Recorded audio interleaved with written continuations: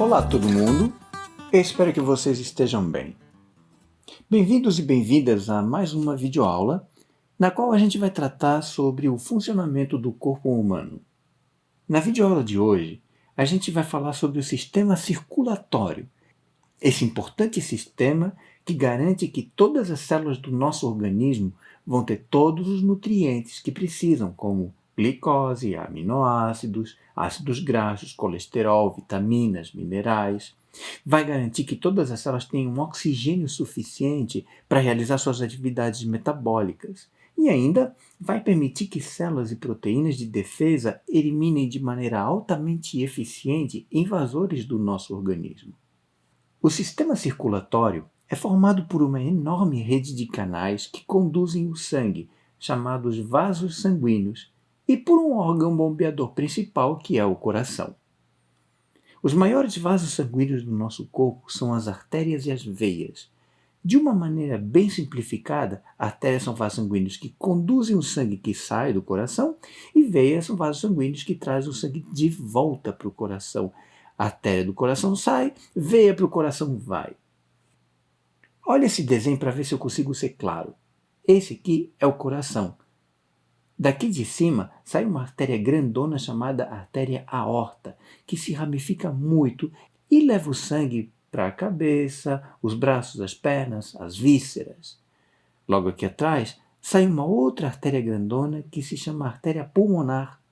Como você já deve ter adivinhado, ela imediatamente se ramifica em duas, levando o sangue do coração até os pulmões. E também tem as veias, que trazem o sangue de volta para o coração. Essa é a veia cava superior, que traz o sangue que vem da cabeça e dos braços, e essa outra é a cava inferior, que traz o sangue que vem das vísceras e das pernas. Além das veias cavas, tem 4 veias menorzinhas que trazem o sangue dos pulmões. São as chamadas veias pulmonares. Daí que artérias distribuem o sangue para todo o corpo e as veias recolhem o sangue de todo o corpo, levando ele de volta para o coração, que é a bomba central, a bomba principal do nosso corpo. Eu disse principal porque tem outros mecanismos que ajudam a bombear o sangue no nosso corpo. Daqui a pouquinho eu já falo sobre esses mecanismos. Tanto as artérias quanto as veias são formadas por 3 camadas, fundamentalmente. A camada mais externa é formada por tecido conjuntivo. Essa camada de tecido conjuntivo precisa ser flexível e elástica, ou seja, tem que permitir a dilatação e a diminuição do espaço interno do vaso sanguíneo. Por isso tem uma grande quantidade de elastina. Em contrapartida, também tem que ser resistente a altas pressões, para evitar que um pico de pressão cause seu rompimento. Para quem tiver curiosidade, essa camada mais externa de tecido conjuntivo se chama túnica adventícia. Pelo lado de dentro, tem uma monocamada de células epiteliais chamada endotélio ou túnica íntima. Esse endotélio é fundamental para que o sangue não entre em contato direto com o tecido conjuntivo e evitar que seja desencadeado assim o processo de coagulação sanguínea, a não ser que o vaso sanguíneo sofra algum tipo de lesão, algum tipo de ruptura. Entre o endotélio e a túnica adventícia tem uma outra camada formada por tecido conjuntivo, que são fibras de colágeno e elastina e bastante matriz extracelular. E também células musculares lisas. Lembrando que células musculares lisas são aquelas capazes de realizar contrações lentas e suaves, de maneira involuntária. Apesar de terem a mesma estrutura fundamental, ou seja, serem formados pela túnica adventícia, tecido muscular e endotélio, tem algumas diferenças bem importantes entre as artérias e as veias. O que são artérias mesmo? São aqueles vasos sanguíneos que levam o sangue que sai do coração. Apesar de ter o mesmo calibre, ou seja, o mesmo diâmetro interno das veias, as artérias são mais largas, porque tem uma grossa camada de células musculares. Quando o coração contrai, o sangue é expulso do coração para as artérias, fazendo com que elas inchem um pouco. Essa distensão vai causar contração da musculatura arterial, fazendo com que ela comprima a artéria. Bem no início da artéria aorta tem uma válvula que fica bem aberta quando o coração se contrai, permitindo a livre saída do sangue do coração. Mas, na hora que o coração relaxa e as artérias contraem, o próprio sangue faz com que ela se feche, o que impede o sangue de voltar para o coração na hora que a aorta contrai. Nas artérias pulmonares, a mesma coisa. As artérias contraem empurrando o sangue mais adiante, enquanto as válvulas das artérias pulmonares impedem a volta do sangue para o coração durante a contração dessas artérias. Assim, as artérias ajudam no bombeamento do sangue que sai do coração para que ele seja distribuído de modo eficiente para todo o corpo. Esse trabalho das artérias é extremamente importante. Eu li um trabalho uma vez que dizia que se não fosse a contração arterial, o coração teria que ter 3 vezes o tamanho do nosso tórax. Imagina, a gente ia ter que andar por aí carregando o coração num carrinho de mão. Eu não sei se isso é verdade, mas, na real, poucos animais têm um coração central como nós, cordados. Pequenos animais, como a maioria dos invertebrados, contam apenas com as artérias, que funcionam como mini-corações para fazer o bombeamento do sangue. A aterosclerose é uma doença que se caracteriza pelo endurecimento das artérias e veias por causa de um depósito de gordura no seu interior. Essa doença é típica de pessoas que ingerem grandes quantidades de gorduras, especialmente gorduras saturadas, presentes em alimentos de origem animal, e, pior ainda, gorduras trans, que são presentes em alimentos derivados de animais ruminantes e alimentos ultraprocessados. Outra doença parecida é a arteriosclerose, que é o endurecimento das artérias, que é normal com o avanço da idade, mas pode ser muito agravada ou acelerada pelo hábito de fumar, por exemplo. As duas doenças, apesar de ter origem diferente, têm o mesmo efeito, que é reduzir a elasticidade das artérias. Esclerose significa endurecimento mesmo. O resultado é que, com a capacidade de contração das artérias diminuída, essas pessoas vão certamente ter problemas de insuficiência cardíaca. Quer dizer, o coração não vai dar conta de fazer o trabalho mecânico de bombear o sangue para todo o corpo. As veias também têm uma camada muscular, mesmo que bem mais fina do que as artérias. Os músculos lisos das veias permitem que o calibre diminua, fazendo com que a pressão do sangue aumente quando acontece a contração e fazendo com que a pressão diminua quando relaxam. Isso é extremamente importante, porque ajuda a manter a pressão do sangue relativamente constante na vascularização do cérebro e permite também direcionar o sangue priorizando determinadas partes do corpo. Quando a gente tem medo, quando a gente se assusta, ou em situações de grande estresse, sob efeito da adrenalina, as veias das vísceras e da pele se contraem, fazendo com que a pressão sanguínea se eleve e direcionando o sangue prioritariamente para o sistema muscular, coração e pulmões, o que aumenta a eficiência motora em uma situação de emergência. Pelo contrário, quando a gente está tranquilo, especialmente após uma refeição, o sangue é direcionado mais prioritariamente para as vísceras, favorecendo os processos de digestão e absorção de nutrientes para a corrente sanguínea. Quando a gente tem frio, a circulação perto da pele diminui, direcionando o sangue para as regiões mais internas do corpo e para órgãos vitais, fazendo com que diminua a perda de calor. As veias não são capazes de bombear o sangue como as artérias fazem, o que é um problema, já que a maioria das veias levam o sangue para o coração contra a gravidade. Isso não seria possível se não fosse a própria musculatura esquelética. Os músculos esqueléticos, quando eles se contraem, eles ficam mais largos e espremendo os vasos sanguíneos que estão ali por perto. Por isso, são bombas musculares também, assim como o coração, e exercem um papel tão importante quanto o próprio coração. As nossas maiores bombas musculares esqueléticas são as panturrilhas. Essa figura mostra a musculatura posterior da perna, as panturrilhas, e pinta de azul as veias.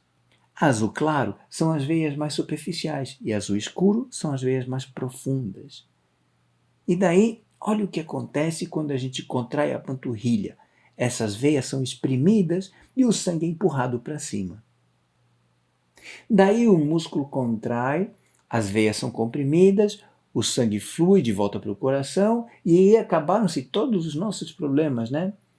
Mais ou menos. Porque se fosse tão simples, na hora que o músculo relaxa, o sangue desceria de volta. Para evitar que isso aconteça, as veias também têm válvulas, que são pequenas dobras internas que permitem que o sangue flua para o coração, mas não em sentido oposto. Assim o músculo contrai, o sangue é empurrado em direção ao coração, o músculo relaxa e as válvulas impedem que o sangue retorne. As veias se enchem novamente com sangue que vem das artérias e o processo se repete.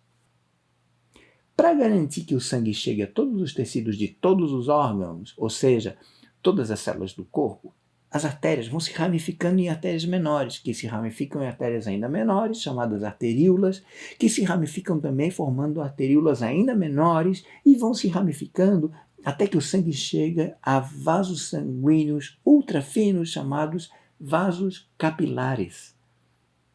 Tem vasos capilares perto de todas as células do corpo, menos nas cartilagens e células epiteliais mais externas, porque a gente já viu tecidos avasculares, mas, tirando essas, todas as células têm sempre vasos sanguíneos próximos. Os vasos capilares não têm túnica adventícia nem túnica média. Cada vaso capilar é um tubo mais fino que um fio de cabelo, por isso ele é inclusive chamado de vaso capilar. Esse tubo, esse vaso capilar, ele é formado apenas por uma única camada de células epiteliais, que é o endotélio, que a gente já viu nessa aula. São tão finos que nessa imagem não dá nem para ver esse endotélio, dá para ver apenas por onde passam as hemácias. O endotélio permite a livre entrada e saída de água e tudo o que tiver dissolvido. Assim, os tecidos podem trocar nutrientes, oxigênio, gás carbônico, excretas, proteínas de defesa com o sangue o tempo inteiro. Até mesmo algumas células de defesa conseguem atravessar o espaço entre as células endoteliais, podendo sair da corrente sanguínea e chegar ao tecido conjuntivo. O nome dessa migração é diapedese. É o caso dos neutrófilos, representados nesse desenho, mas também dos monócitos, que se encontram na corrente sanguínea e em lugares onde tem processo inflamatório, eles realizam a diapedese, de novo, que é a saída dos vasos sanguíneos para o tecido conjuntivo. Diferenciam-se no tecido conjuntivo em macrófagos, que são células especializadas em fagocitose, ou seja, células especializadas em ingerir e destruir corpos estranhos. Esse líquido que flui entre as células do corpo, formado basicamente de água e compostos do sangue, que se difundem através do endotélio, além de substâncias produzidas pelas diversas células do corpo, é chamado de linfa. A linfa também flui pelo corpo, mas não tem uma bomba principal como o sistema circulatório tem. Em vez disso, é coletada no corpo todo por um conjunto especial de vasos, conhecidos como vasos linfáticos, que têm grandes aberturas que permitem a entrada da linfa, e um sistema de válvulas parecidos com as válvulas venosas que permitem o fluxo da linfa em um único sentido. Essa figura mostra o conjunto de vasos linfáticos do organismo humano. A própria movimentação do organismo, da mesma maneira como acontece nas veias, empurra o líquido que flui pelo interior dos vasos linfáticos, que vão se juntando a outros vasos linfáticos até chegar a duas veias bem importantes próximas ao coração, chamadas subclávias. Tem duas subclávias, a direita e a esquerda. Nessas veias, a linfa se mistura ao sangue, que é encaminhado direto para o coração. Às vezes, esse fluxo da linfa não é perfeito, especialmente em pessoas que têm problemas de sobrepeso ou sedentárias ou mobilidade reduzida. O acúmulo de líquidos em determinadas regiões do corpo, normalmente as pernas, causa dor, e essas dores podem ser aliviadas com massagens que vão comprimir e relaxar os vasos linfáticos, fazendo com que eles se encham de linfa. E por causa das válvulas dos vasos linfáticos, essa linfa é encaminhada em direção às veias subclávias. Aí é que está a drenagem linfática. Ligados a esses vasos linfáticos, tem uma série de pequenos órgãos chamados linfonodos. Nessa figura a gente vê toda a rede de vasos linfáticos e essas pequenas bolinhas que são os linfonodos. Esse destaque é para um dos linfonodos, bem aumentado para a gente ver como ele é por dentro. Cada linfonodo é como uma cápsula esponjosa, que tem no seu interior uma grande quantidade de células de defesa. Essas células de defesa ficam ali, aguardando sinais de processos inflamatórios para se ativarem e saírem dos linfonodos via linfa, para se juntar ao sangue, lá nas veias subcláveis, e daí, via corrente sanguínea, chegam a todo o corpo. Assim, o sistema linfático também funciona como pequenos quartéis, onde fica a maioria das células de defesa aguardando sinais para entrar em ação. Uma das principais funções do sangue é a distribuição de oxigênio, que se mistura ao sangue nos pulmões e recolher o gás carbônico produzido por todas as células do corpo para levar esse gás carbônico até os pulmões, que é onde o gás carbônico vai ser eliminado para a atmosfera. Assim, dois eventos bem importantes acontecem em relação a isso. A hematose pulmonar, que é a oxigenação do sangue nos pulmões, e a hematose tecidual, que é o fornecimento de oxigênio e coleta de gás carbônico em todos os demais tecidos. A gente tem um sistema circulatório que tem uma dupla circulação. Para entender como é isso, vamos comparar primeiro com animais que têm sistemas circulatórios mais simples. Nos peixes, por exemplo, o sangue é bombeado a partir do coração para as brânquias, onde é oxigenado, das brânquias é distribuído para todo o corpo e depois volta para o coração, de onde vai ser bombeado de volta para as brânquias e repetir todo o processo. Aí é que está a chamada circulação simples. É um ciclo só. Mamíferos, aves e crocodilianos têm uma circulação dupla completa, em que o sangue sai do coração pelo lado direito, vai para os pulmões, onde vai ser oxigenado, e volta para o coração, só que pelo lado esquerdo, de onde vai ser distribuído pelo corpo inteiro. Daí volta o coração pelo lado direito para ser mandado para os pulmões, repetindo o processo todo. Répteis não crocodilianos e anfíbios têm também a circulação dupla, mas ela é incompleta, porque acontece a mistura de sangue dentro do coração.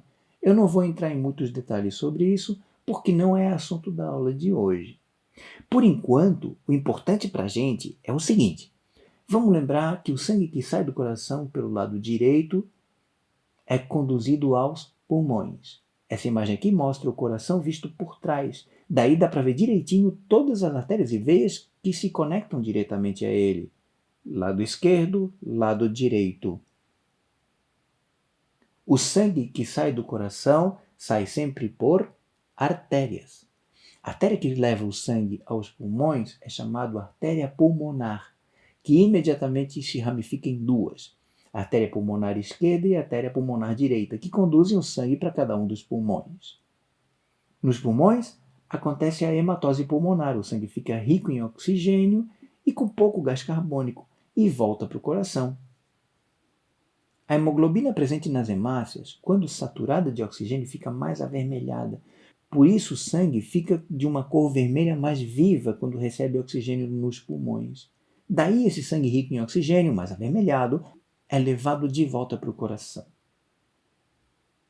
Se volta ao coração, volta sempre por veias. As veias que trazem o sangue dos pulmões chamam-se veias pulmonares, que a gente já viu. São 4 veias pulmonares, 2 partindo de cada pulmão.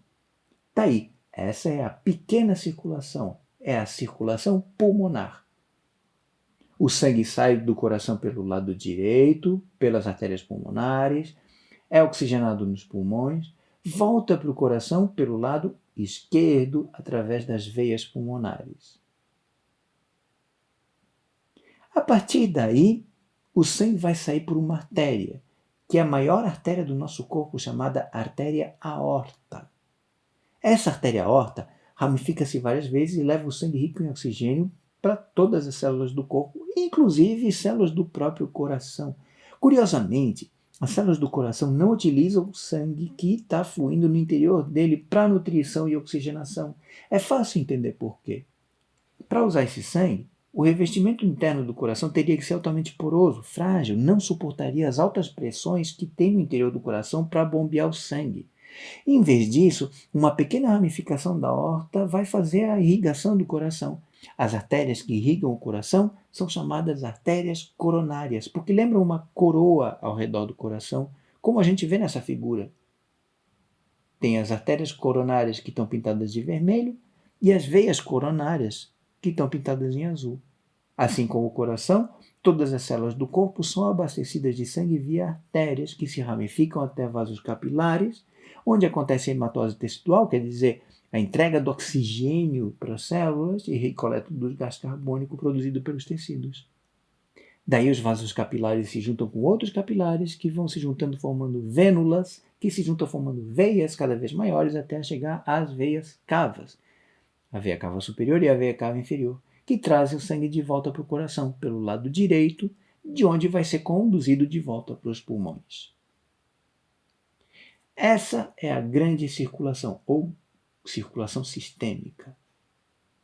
O sangue sai do coração pelo lado esquerdo, é distribuído pela aorta para todos os tecidos do corpo, entrega para essas células do corpo oxigênio, recolhe gás carbônico e volta para o coração pelo lado direito.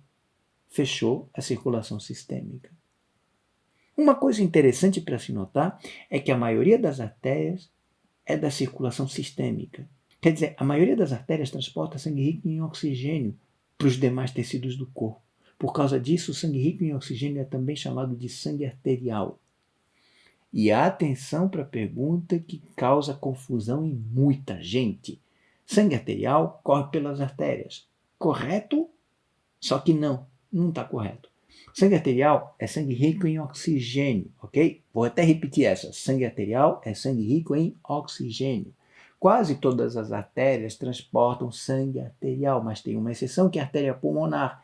Lembra que a artéria é vaso sanguíneo que sai do coração? A artéria pulmonar leva o sangue para o pulmão, portanto, é sangue rico em gás carbônico. Portanto, a artéria pulmonar não leva sangue arterial, a artéria pulmonar leva sangue venoso. Com as veias acontece a mesma coisa. A maior parte das veias é da circulação sistêmica. A maior parte das veias leva sangue dos sistemas para o coração. Se o sangue vai dos sistemas para o coração, as células já consumiram oxigênio, o sangue volta rico em gás carbônico. Por isso, sangue rico em gás carbônico ficou conhecido como sangue venoso. A única exceção, quem é, gente? A veia pulmonar, que traz o sangue dos pulmões, portanto, sangue rico em oxigênio, portanto, sangue arterial. A veia pulmonar carrega sangue arterial. Para não confundir mais, artéria sai do coração, veia volta para o coração. Ponto final, tá? Não tem exceção para isso. A artéria sai do coração, veia volta para o coração. Sangue arterial é o tipo de sangue que é rico em oxigênio. Sangue venoso é rico em gás carbônico. Então, fiquem ligados, a artéria transporta normalmente sangue arterial, só tem o exceto, que é a artéria pulmonar, que leva sangue venoso. Veias transportam sangue venoso, exceto a veia pulmonar, que leva sangue arterial. E agora que a gente já sabe tudo sobre artérias, veias e capilares, a gente até aproveitou para falar um pouquinho sobre o sistema linfático. Vamos a ele, sim, ao órgão central do sistema circulatório, o nosso coração. O coração humano fica, ao contrário do que dizem as canções e a cultura popular, bem no meio do peito, num espaço que tem entre os dois pulmões. Esse espaço é chamado de mediastino. A gente diz popularmente que ele fica no lado esquerdo do peito, porque ele fica um pouco inclinado para o lado esquerdo. Por conta disso, até, o pulmão esquerdo é um pouquinho menor do que o pulmão direito. Essa figura mostra o coração humano visto de frente, ou seja, esse aqui é o lado esquerdo e esse aqui é o lado direito. Pelo lado de dentro do coração tem 4 cavidades. 2 cavidades de entrada do sangue, quer dizer, 2 cavidades por onde o sangue chega ao coração, que são chamadas de átrios, e 2 cavidades chamadas ventrículos, que quando se contraem, expulsam o sangue do coração. As cavidades do lado direito têm comunicação entre elas, assim como as cavidades do lado esquerdo têm comunicação entre elas. Mas o sangue que passa pelo lado esquerdo, que é o sangue que está vindo dos pulmões, nunca se mistura com o sangue que passa pelo lado direito. que é o sangue que está vindo dos demais órgãos do corpo. O sangue que é bombeado pelo ventrículo direito vai para os pulmões. É sangue rico em gás carbônico, sangue venoso. Vai para os pulmões através da artéria pulmonar. O sangue que é bombeado pelo ventrículo esquerdo vai ser distribuído para todo o resto do corpo através da artéria aorta. Sangue rico em oxigênio, sangue arterial. Eu estou chamando a atenção disso porque o sangue que sai da artéria aorta não pode sair com a mesma força que o sangue que sai pelas artérias pulmonares. Se a pressão na aorta for a mesma que nas artérias pulmonares, o sangue não vai chegar ao corpo todo, especialmente ao cérebro, porque tem que ir contra a gravidade. Pelo contrário, se o sangue das artérias pulmonares tiver a mesma pressão da artéria aorta, a mesma pressão que ela precisa para bombear o sangue até o cérebro, provavelmente isso causaria o rompimento dos vasos sanguíneos capilares dos pulmões. Por isso, logicamente, o lado esquerdo do coração é bem mais forte, bem mais musculoso, bem mais hipertrofiado do que o lado direito. A parede do miocárdio do lado esquerdo é bem mais espessa.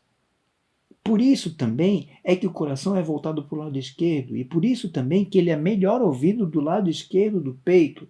Daí é que vem a ideia popular de que o coração fica do lado esquerdo do peito.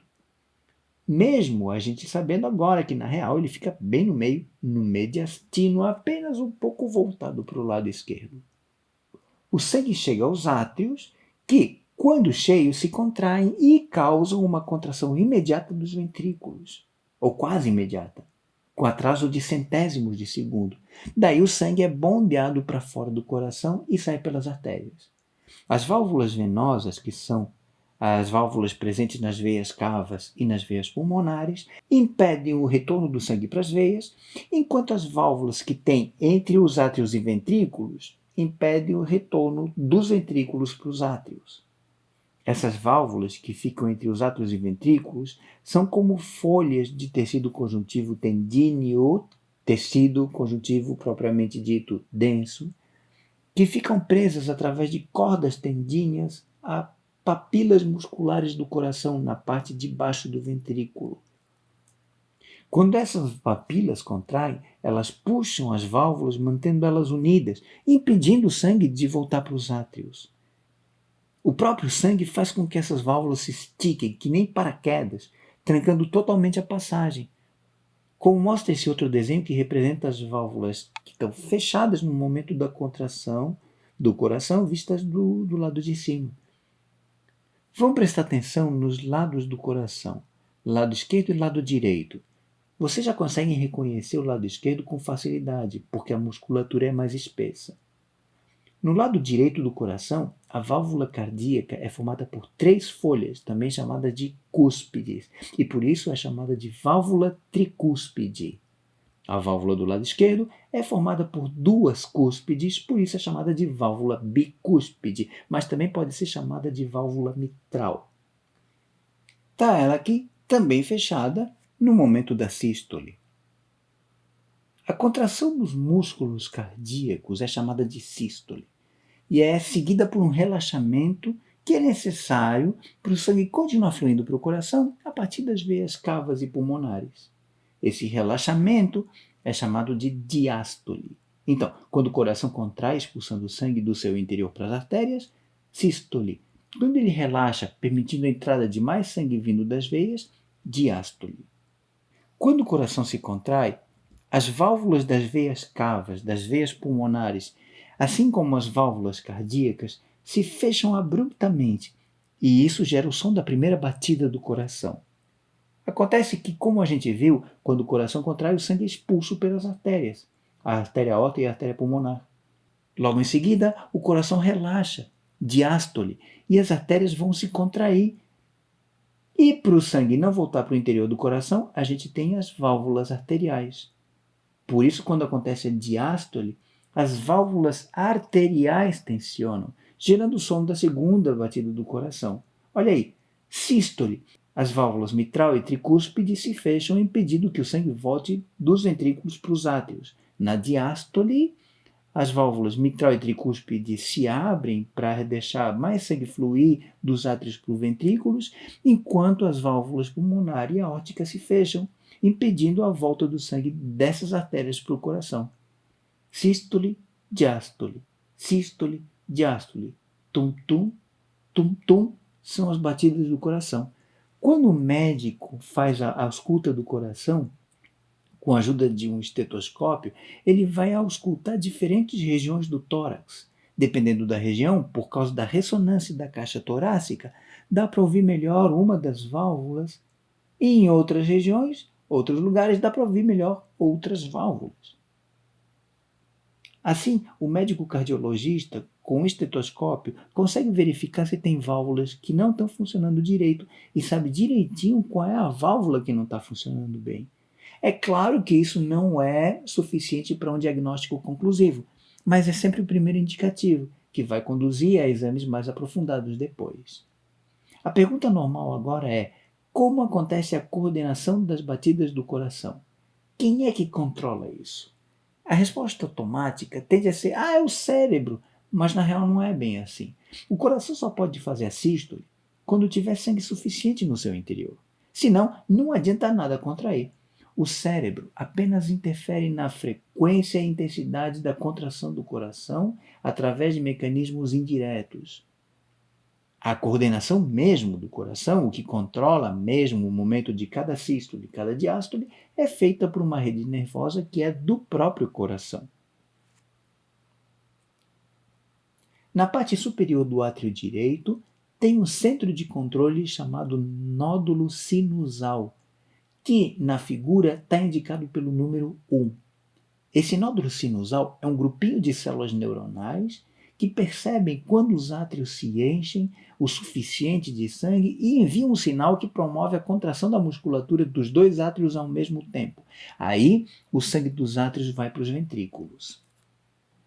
Para promover a contração ventricular, tem outro nódulo chamado átrio ventricular, que inerva toda a musculatura dos ventrículos e está representado pelo número 2 nessa figura. Além de células neuronais, nos ventrículos também tem células musculares estriadas cardíacas que se especializaram em transmitir impulsos nervosos, o que aumenta a eficiência da transmissão nos ventrículos. O nódulo atrioventricular se comunica com o sinusal. Ele também recebe o estímulo que o sinusal mandou para a musculatura atrial, atrasa esse sinal em menos de 1/10 de segundo antes de propagar ele para a musculatura ventricular. Esse atrasinho de nada é extremamente importante, porque vai garantir que a contração ventricular só vai acontecer imediatamente após a contração atrial, quando os átrios estiverem vazios, e ainda vai aproveitar o embalo do sangue, aumentando a eficiência do movimento. A comunicação entre o nódulo sinusal e o átrio ventricular também indica para o sinusal quando acontece a sístole ventricular. Daí os átrios só vão voltar a contrair quando estiverem cheios e os ventrículos estiverem em diástole. É possível fazer a leitura dessas variações de eletricidade com um exame chamado eletrocardiograma, que tem esse aspecto aqui. Essas linhas mostram as oscilações magnéticas em diferentes lugares do peito por causa da geração dos sinais elétricos do coração. Cada pico é um aumento de potencial de membrana das fibras cardíacas, que acontece basicamente da mesma maneira que a despolarização dos neurônios. Esse controle cardíaco é muito preciso e, às vezes, por zilhões de possíveis causas, alguma coisa dá errado. Os nódulos podem se confundir e começam a mandar sinais um para o outro fora de hora. Daí um responde ao estímulo errado de um outro estímulo errado e isso gera uma reação de estímulos e respostas errados em loop. Daí a confusão está feita. Eles lançam sinais descoordenados um para o outro que causa contração dos músculos do coração. Essas contrações são feitas de maneira descoordenada, com baixíssima eficiência, porque o coração não tem tempo de se encher e também não consegue contrair de maneira eficiente, bombeando pouco ou nenhum sangue para fora do coração. É como se fosse um tilt dentro do coração. O eletrocardiograma durante esse tilt, nos casos mais graves, pode ficar como esse aqui, sem picos definidos, sem ritmo. Se a pessoa nesse estado não for socorrida logo, é pouco provável que ela sobreviva. Esse estado é chamado de fibrilação, que popularmente também é conhecido como ataque cardíaco ou parada cardíaca. Para reverter um tilt no computador, às vezes a única saída é resetar a máquina, quer dizer, desligar e ligar de volta, não é? Adivinha só, também dá para resetar o coração com um aparelho chamado desfibrilador, que são dois eletrodos que fazem com que uma corrente atravesse o peito do sujeito que está fibrilando. Idealmente, o desfibrilador sincroniza todas as células do coração em um pico de voltagem, fazendo com que elas façam a contração ao mesmo tempo, esvaziando o coração e voltando para o estado relaxado de diástole logo em seguida. Daí o coração começa a se encher de volta de sangue e ele inicia do zero um ciclo novo de sístoles e diástoles. Muitas vezes funciona. Uma das possíveis causas de fibrilação pode ser o infarto do miocárdio. Infarto do miocárdio é quando o vaso sanguíneo coronário entope.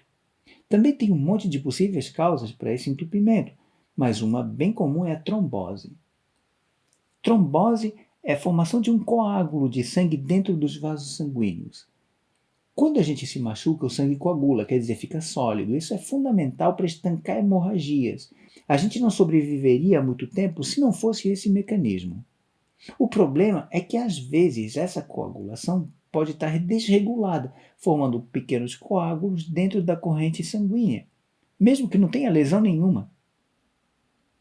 Se o trombo se formar numa veia, ele pode ficar preso numa válvula venosa e daí trancar a circulação de todas as artérias que desembocam naquela veia. Daí, uma bela quantidade de determinado tecido pode morrer por falta de irrigação. O trombo faz a veia inchar muito, formando o que nós chamamos de varizes, muito comuns nas pernas, especialmente em pessoas que ficam muito tempo sentadas ou precisam ficar muito tempo paradas, em pé. Mesmo que não tranque nenhuma veia, esse trombo vai ser levado ao coração, vai passar com facilidade por dentro do coração e vai sair do coração através de uma artéria. Essa artéria vai se ramificando cada vez mais em vasos sanguíneos cada vez mais estreitos, e aí vai chegar uma hora que o vaso sanguíneo vai ficar tão estreito que o trombo vai ficar entalado, não vai passar. Aí pronto, todo o tecido que era irrigado por aquela artéria vai ficar sem irrigação sanguínea e vai morrer. Quando esse entupimento é numa artéria coronária, a gente já sabe, infarto do miocárdio. Quando o tecido cardíaco morre, ele fica escuro desse jeito aqui. Em condições de hipóxia, as células musculares do coração vão funcionar errado, vão mandar sinais de resposta errados para os nódulos sinusal e atrioventricular, iniciando a fibrilação. Como evitar? A resposta todo mundo já sabe. Eliminar hábitos que aumentam o risco de trombose, que a gente já conhece. O maior inimigo é sempre ele, o cigarro. Outra atitude importante é substituir os alimentos industrializados por alimentos não processados, vindos da agricultura familiar, especialmente se forem orgânicos, disponíveis em feiras de pequenos comércios. Também é importante eliminar as gorduras ricas em lipídios saturados e lipídios trans, como aqueles presentes em alimentos animais e alimentos altamente processados. Substituir esses alimentos por alimentos vegetais ricos em lipídios insaturados e poliinsaturados, que fazem o fígado produzir mais HDL, que remove a gordura dos vasos sanguíneos e do tecido adiposo. Essas mudanças de hábitos alimentares trazem benefícios para a nossa saúde, para o ambiente e também ajudam a diminuir a desigualdade social. E último, mas não menos importante, praticar atividades físicas regulares, de maneira equilibrada. Caminhar, andar de bicicleta, correr, andar de skate, roller, capinar, tudo é válido. Essas atividades fazem a gente se sentir bem e diminuem enormemente a probabilidade de doenças cardiovasculares. Então, gente, é isso. Na aula de hoje, a gente falou sobre o nosso sistema circulatório. A gente viu como é o funcionamento, comparou com a circulação de alguns animais e também viu alguns eventos que podem gerar um mau funcionamento e como prevenir esse mau funcionamento. Eu espero que essa aula tenha sido bem proveitosa para vocês.